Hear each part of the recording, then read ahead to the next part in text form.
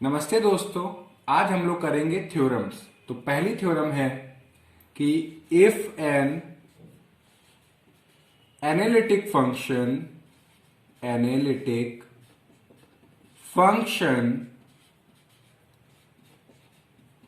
F z, यानी कि एक हमारे पास analytic function f Z has a pole of order m at z equal to a, यानी कि अगर कोई एनालिटिक फंक्शन है जिसके पास z इक्वल टू a पे पोल है, किस ऑर्डर का? m ऑर्डर का। देन अगर यही जो एनालिटिक फंक्शन अगर इसका हम लोग रेसिप्रोकल ले ले, यानी कि 1/fz इसी सेम पॉइंट पे इसी सेम ऑर्डर का जीरो कंटेन करेगा, यानी कि then 1/fz has a zero of order m at z equal to a and conversely, यानी कि ये इस एक लाइन इधर से भी और उल्टा भी हम लोग इसको प्रूव करेंगे। यानी कि अगर कोई फंक्शन जिसके पास जीरो है किसी पर्टिकुलर ऑर्डर m का, तो वह उसका अगर रेसिप्रोकल कर देंगे तो वो पोल कंटेन करेगा उसी पर्टिकुलर पॉइंट पे। एंड कन्वर्सली यानी कि कहने का क्या मतलब है, ये स्टेटमेंट हमारी क्या कह रही है, इसको पहले हम लोग समझते हैं। अब देखिए, जैसे कि हमारे पास कोई फंक्शन एफ जेड है 1/z-3, ठीक है। जब आप वैल्यू 3 पुट करेंगे इसमें f3, तो फंक्शन हमारा अनडिफाइंड हो जाएगा। क्यों? क्योंकि जब 3 करेंगे यहां पे z की जगह 3 आएगा तो 3 - 3 0 और 1/0 होता है अनडिफाइंड। यानी कि F Z has pole at z equal to 3, यानी कि z इक्वल टू 3 वो पॉइंट है जहां पे फंक्शन हमारा पोल कंटेन किए हुए है। यानी कि जब पॉइंट हम पुट कर रहे हैं तो फंक्शन हमारा एनालिटिक नहीं है, डिफाइंड नहीं है। अब यही जो फंक्शन है इसका आप क्या कर लें, रेसिप्रोकल। तो 1/fz, तो ये आएगा हमारा z-3, ठीक है। अब 0 ऑफ f क्या होता है, यानी कि अगर इसको अगर हम अब यहां पे वैल्यू पुट करें 3, तो दे रहा है 3 - 3 इक्वल टू 0। यानी कि यही सेम पॉइंट जब हम fz में पुट कर रहे हैं तो फंक्शन अनडिफाइंड हो रहा है, और यही सेम पॉइंट अगर इस फंक्शन का रेसिप्रोकल कर दिया जाए उसमें पुट कर रहे हैं तो फंक्शन 0 हो रहा है। तो हम कह सकते हैं कि 1/fz has 0 at z equal to 3, यानी कि वो पॉइंट जिसको अगर हम लोग फंक्शन में पुट करें और फंक्शन हमारा 0 हो जाए तो वो कहलाएगा 0 ऑफ दैट पर्टिकुलर फंक्शन। और यहां पे 1/fz का 0 कौन सा पॉइंट? z इक्वल टू 3, यानी कि z इक्वल टू 3 जब पॉइंट हम पुट कर रहे हैं तो फंक्शन 0 हो रहा है। और यहां पे जब हम z की वैल्यू 3 है इसको पुट कर रहे हैं तो फंक्शन हमारा अनडिफाइंड हो रहा है। यानी कि ये जो पॉइंट है z इक्वल टू 3, ये दोनों काम कर रहा है। एक तरफ ये काम कर रहा है पोल का, किसके लिए? fz के लिए। और एक तरफ ये काम कर रहा है 0 का, किसके लिए? इस फंक्शन के रेसिप्रोकल के लिए। तो यही हमारी थ्योरम कह रही है कि अगर कोई एनालिटिक फंक्शन है जिसका कोई पोल है of particular order m z equal to a, यानी कि कोई point z equal to a है, उसी पॉइंट पे अगर पर्टिकुलर ऑर्डर पे हमारा फंक्शन के पास अगर पोल है और उसी फंक्शन का अगर हम रेसिप्रोकल कर दें तो वही सेम पॉइंट हमारा कन्वर्ट हो जाएगा 0 में। यानी कि जो fz के लिए पोल का काम कर रहा था वो उसके रेसिप्रोकल के लिए 0 का काम करेगा। तो अब इसी को हम लोग प्रूफ करने वाले हैं। तो चलिए इसका प्रूफ देखते हैं हम लोग। प्रूफ में suppose fz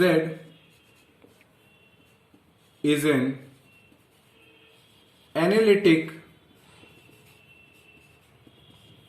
function which has,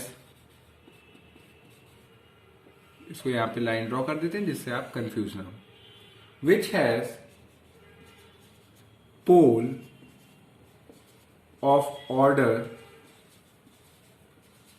m at z equal to a, so that हम लोग सपोज करके चल रहे हैं, यानी कि हम लोग मान के चल रहे हैं कि जो फंक्शन एफ जेड है जो कि एनालिटिक फंक्शन है वो उसके z इक्वल टू ए पे पोल है ऑफ ऑर्डर m। अब हम लोगों ने बच्चों पिछली क्लास में सीखा था कि अगर कोई फंक्शन किसी पर्टिकुलर ऑर्डर पे पोल रखता है तो वो पॉइंट को हम लोग डिनोमिनेटर में लिखते हैं, और उस पॉइंट में जब वो पर्टिकुलर वैल्यू पुट करे तो नीचे जीरो हो जाए, तो यानी कि z माइनस ए, यानी कि जब z की वैल्यू a पुट करेंगे तो ये हो जाएगा 1/0, और जो कि हो जाएगा अनडिफाइंड। अब जितने ऑर्डर का हमारा पोल होगा उतनी पावर हम लोग पुट कर देंगे। ये मान लीजिए जैसे कि m ऑर्डर का है तो m पावर आ गई, और ऊपर हमारा जो फंक्शन का एनालिटिक पार्ट, क्योंकि जरूरी नहीं है कि 1 हो, कुछ और भी चीज हो सकती है। तो यानी कि अगर कोई फंक्शन है जिसका पोल है किसी पर्टिकुलर पॉइंट पे किसी पर्टिकुलर ऑर्डर का, तो उसको लिखने का क्या तरीका है, जिस पॉइंट पे हमारा पोल है उसको डिनोमिनेटर में ऐसे लिखेंगे कि जब वो वैल्यू पुट करे तो फंक्शन अनडिफाइंड हो जाए, और जितने ऑर्डर का होगा उतनी उस पर पावर लगा देंगे। और फाइ जेड यहाँ पे फंक्शन का ये analytic part, where phi Z is analytic and phi A not equal to 0। और एक कंडीशन और हमने डाल पुट कर दी कि फाइ जेड हमारा एनालिटिक है, और जब फाइ ए यानी कि जब ये पर्टिकुलर पॉइंट इस पार्ट में पुट करें तो ये 0 ना हो। ठीक है, अब देखिए हमें प्रूव क्या करना है, to prove that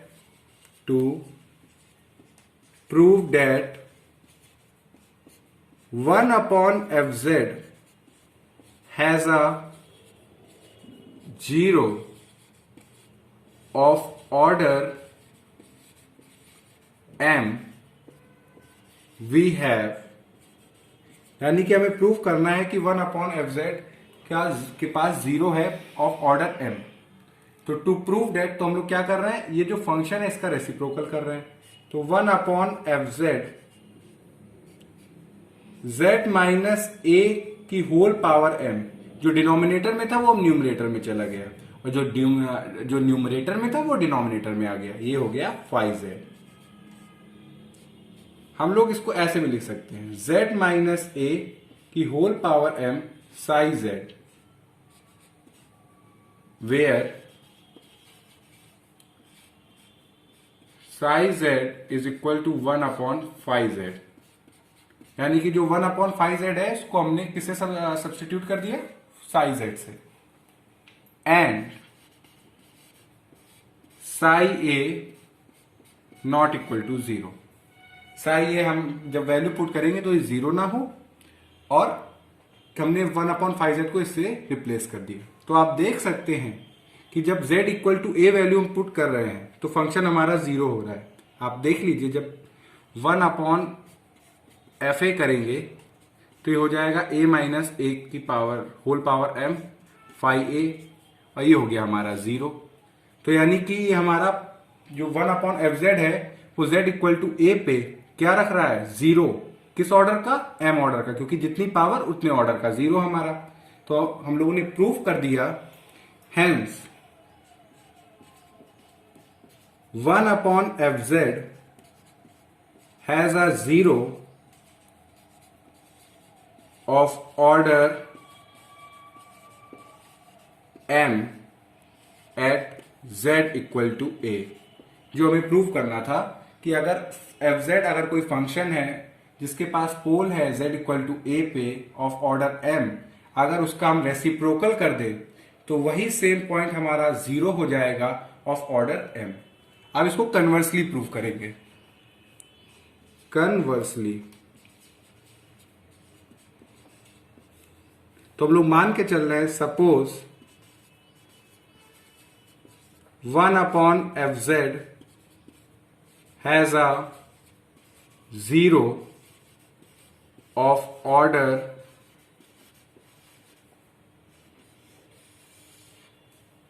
m at z equal to a। यानी कि हम लोग मान के चल रहे हैं कि जो 1/fz है has a zero of order m at z equal to a। तो अगर हम कहते हैं कि अगर कोई फंक्शन है जिसके पास किसी पर्टिकुलर पॉइंट पे जीरो है, तो उसको लिखेंगे न्यूमरेटर में z माइनस a, और जितने ऑर्डर का हमारा जीरो है उतनी पावर। ठीक है, यानी कि z में, यानी कि अब अगर हम z की वैल्यू a अगर पुट कर दे तो फंक्शन जीरो हो जाएगा। कौन सा? 1 अपॉन एफ जेड। तो हमने इसको इस हिसाब से लिखा। और जी जेड, यहां पे जो जी जेड है, वेयर जी जेड, ये हमारा एनालिटिक है, is analytic, where G Z is analytic and G A not equal to zero. ये कंडीशन हम लोग मान के चल रहे हैं कि जी जेड हमारा फंक्शन का एनालिटिक पार्ट है और G A not equal to zero. अब क्या करेंगे हम लोग? इसका रेसिप्रोकल करेंगे। नाउ एफ जेड, अब इसका जब रेसिप्रोकल करेंगे तो जो सारा था ये सब डिनोमिनेटर में आ जाएगा। z माइनस ए की whole power m G Z, इसको हम लोग ऐसे भी लिख सकते एच जेड z माइनस ए की whole power m, where H Z हमारा क्या है? 1 अपॉन जी जेड, यानी कि 1 अपॉन जी जेड की जगह हम लोग लिख सकते हैं एच जेड, ये हम लोग लेट करके चल रहे हैं। And h a not equal to zero. तो हम कह सकते हैं thus F z equal to h z z minus ए की होल पावर m। तो इसको देख के हमें क्या पता चल रहा है कि एफ जेड हैज पोल, क्योंकि अगर ये हमारा डिनोमिनेटर में फंक्शन का पार्ट है, किस पॉइंट पे? At z equal to a। Thus F Z has pole at z equal to a। कितनी पावर है? m पावर है of order m, of order m। तो ये हम लोगों ने इसका कन्वर्स भी प्रूव किया और फंक्शन को हमने डायरेक्ट भी प्रूव किया। तो ये रही हमारी पहली थ्योरम कि अगर कोई फंक्शन है के पास कोई पोल है किसी पॉइंट ए पे, यानी कोई भी एनी पॉइंट हो किसी पर्टिकुलर ऑर्डर का, और उस फंक्शन का अगर हम लोग रेसिप्रोकल कर दें तो वो फंक्शन हैज अ जीरो हो जाएगा। ठीक है, अब हम लोग दूसरी थ्योरम की बात करते हैं। Theorem two, theorem two, theorem two क्या कह रही है कि एन एनालिटिक फंक्शन, यानी कि थ्योरम टू हमारी क्या कह रही है, जरा इसको फिर से एक बार बोलते हैं। A rational function, a rational function has no singularities other than pole, other than poles। यानी कि जो हमारा रैशनल फंक्शन होता है उसमें ना आइसोलेटेड एसेंशियल सिंगुलैरिटी होती है ना रिमूवेबल सिंगुलैरिटी होती है, उसमें सिर्फ एक ही सिंगुलैरिटी होती है, वो है पोल। अब इसको हम लोग समझते हैं कि suppose F Z is a rational function, is a rational function। ये अब हम लोग इसका प्रूफ देख रहे हैं बच्चों, ये क्या अब हम लोग इसका देख रहे हैं? प्रूफ। ठीक है, suppose F Z is a rational function so that it is expressible in the form यानी कि अगर हम कह रहे हैं कि एफ जेड हमारा एक रैशनल फंक्शन है तो हम लोग उसको ऐसे प्रेजेंट कर सकते हैं, G Z upon H Z. ठीक है, where G Z and H Z ये दोनों पॉलिनोमियल्स हैं, both are polynomials having no factor in common, यानी कि उसमें ये जो दोनों पॉलिनोमियल्स हैं इनमें कोई भी फैक्टर कॉमन नहीं है। Having no factor in common, ये हम लोगों ने बात की कि हम लोग ने एक रैशनल फंक्शन लिया जो कि ऐसा है gz अपॉन hz। तो इस फंक्शन fz की सिंगुलरिटी क्या होगी, यानी कि जब hz हमारा जीरो हो जाएगा, यानी कि डिनोमिनेटर पार्ट जब जीरो हो जाएगा तो फंक्शन की हमें सिंगुलरिटीज पता चल जाएंगी। तो singularities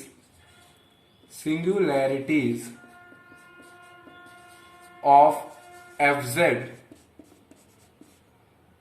is given by hz equal to zero, यानी कि जब hz जीरो हो जाएगा तो फंक्शन की हमें सिमिलरिटीज पता चल जाएंगी। यानी कि हम ये भी कह सकते हैं कि ये भी hz भी हमारा एक फंक्शन है, तो यानी कि जो इसके जीरो होंगे वही इसकी सिमिलरिटीज होंगे, यानी कि that is by the zeros of hz, यानी कि जो hz, यानी कि हमारे fz की सिमिलरिटी कब होंगी, जब hz हमारा जीरो होगा, और hz जब जिस पॉइंट पे जीरो हो रहा है वो जीरोस कहलाएंगे hz के। तो यानी कि जो जीरोस ऑफ hz है वही है हमारी fz की सिंगुलरिटी, यानी कि singularities of fz is given by hz equal to zero, यानी कि जब ये डिनोमिनेटर पार्ट जीरो हो जाएगा तो हमें फंक्शन की सिंगुलरिटीज पता चल जाएंगी। तो हम कह सकते हैं कि singularities of fz is given by hz equal to zero, that is by the zeros of hz।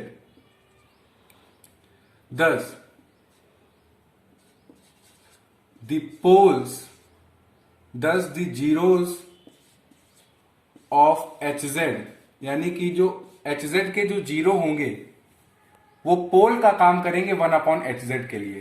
Thus the zeros of hz are the poles of 1 upon hz।